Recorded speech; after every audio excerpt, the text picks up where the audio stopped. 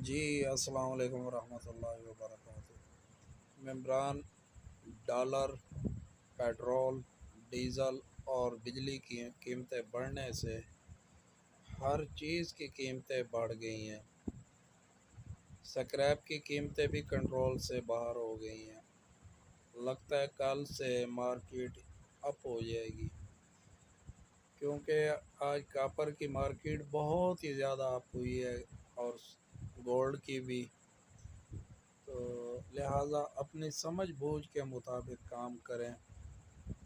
मार्केट अचानक ऊपर भी जा सकती है और ये क्रैश भी हो सकती है। मार्केट के रेट पूरे चेक किया करें, इसमें आपका फ़ायदा है। हमारा काम है हम आपको मार्केट के हालात से आगाह करते हैं। अमल करना ना करना वो आप पर मुनहसर है। अस्सलाम वालेकुम वरहमतुल्लाहि व बरकातुहू।